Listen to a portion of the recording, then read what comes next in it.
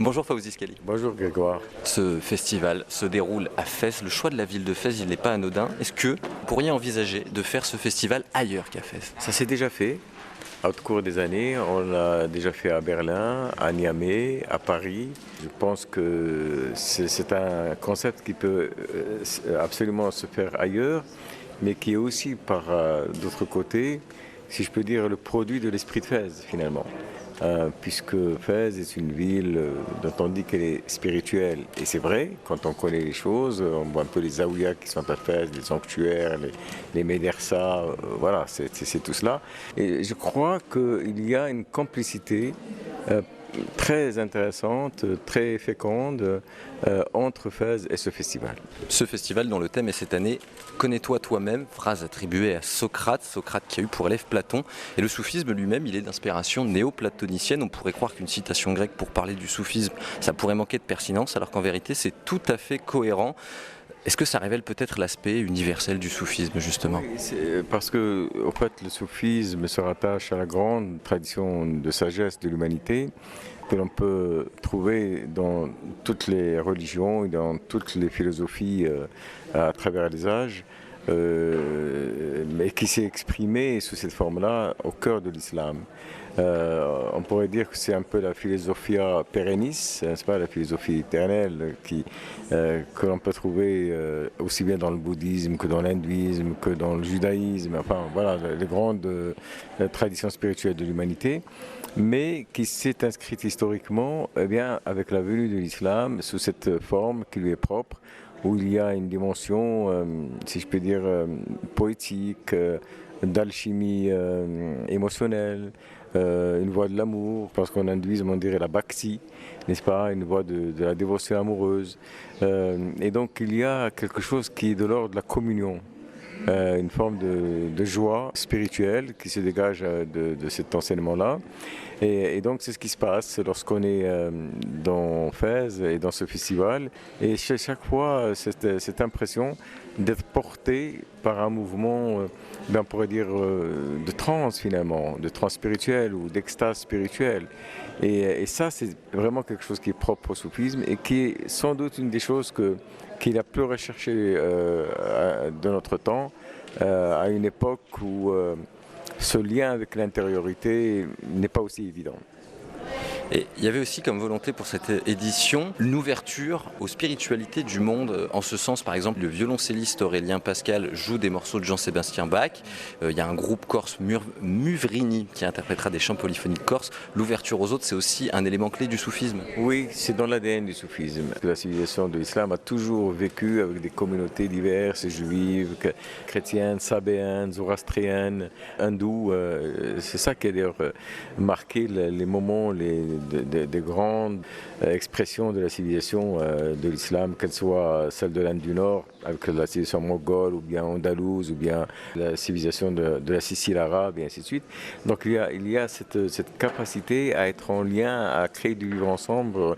Et je pense, et le soufisme, je crois, et c'est ce logiciel-là qui permet d'exprimer cette culture. Parce que ce n'est pas un festival simplement de revisitation archéologique, un peu muséographique, où on voyage dans le temps pour voir ce que d'autres faisaient, mais c'est une recréation, n'est-ce pas, à partir de ces ressources du soufisme, quand on les comprend bien.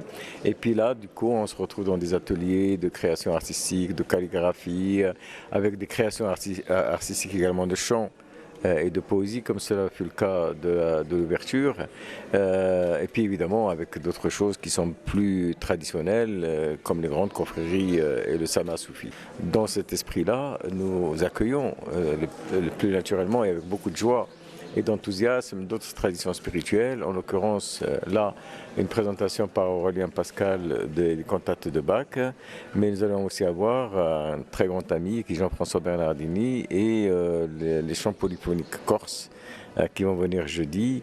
Il y a des résonances, il y a des espèces de mise en abîme d'une culture à l'autre, et en l'occurrence toutes ces personnes qui sont invitées aussi bien sur un plan artistique que aussi parmi les conférenciers. Alors peut-être une dernière question un peu plus subjective pour terminer, qui va un peu peut-être synthétiser ce que vous disiez. Ce qui est très appréciable déjà, c'est de voir un directeur de festival vivre le festival comme vous le faites. Depuis l'ouverture, vous êtes partout, vous êtes accessible, les gens viennent vous parler, il y a un sentiment très intimiste dans ce festival. Quelque part, c'est un peu ce que vous expliquiez tout à l'heure, vous le ressentez ça? Oui, oui, parce que c'est pour moi, c'est pour l'équipe aussi qui d'ailleurs s'occupe de ce festival, ce n'est pas simplement un travail. Alors peut-être que c'est un grand mot, mais on dirait que c'est un travail artistique, une sorte d'œuvre artistique entre guillemets, comme une œuvre peut parfois d'écriture ou de composition, quelle qu'elle soit, parfois susciter des efforts particuliers, être épuisante, être difficile, voilà que. Mais on l'a fait dans cet esprit-là, c'est-à-dire que ce n'est pas quelque chose qui est simplement programmé à l'avance. Même le programme se fait un peu dans cette créativité, cet inter-échange entre les personnes qui s'occupent de cela, et puis ensuite avec les participants. Et je crois que c'est ça qui fait que ce que j'entends souvent dire, que ce festival a une âme.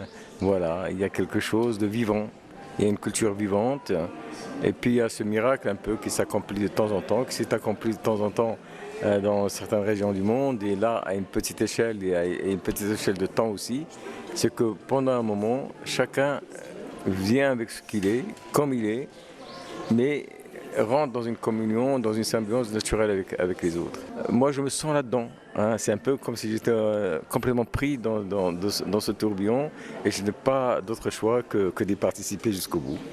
Ben justement, alors je me permets une dernière question parce que ce festival, vous l'avez fondé en 2007. Cette année, on l'a dit, c'est la 16e édition.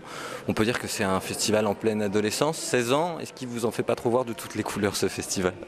Oui, et puis j'attends avec impatience qu'il devienne adulte et qu'il puisse trouver son envol tout seul, c'est mon désir.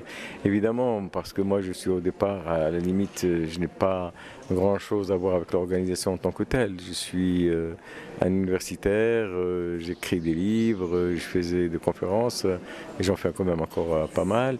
Mais un jour, il m'a semblé que ça ne suffisait pas et qu'il fallait aussi mettre la main à la pâte, descendre un peu dans l'arène, mettre aussi son petit ego à l'épreuve, hein, parce qu'il faut aller chercher les partenaires, il faut aller quémander certaines choses, il faut faire toute une diplomatie particulière pour arriver à réaliser certaines choses. Et puis je me dis, mais bon, c'est un peu trop facile de parler de spiritualité quand on est dans une tour un petit peu tout seul, et donc il faut que ça se réalise aussi dans l'action de tous les jours. Et donc de ce point de vue-là, oui, je pense qu'on a fait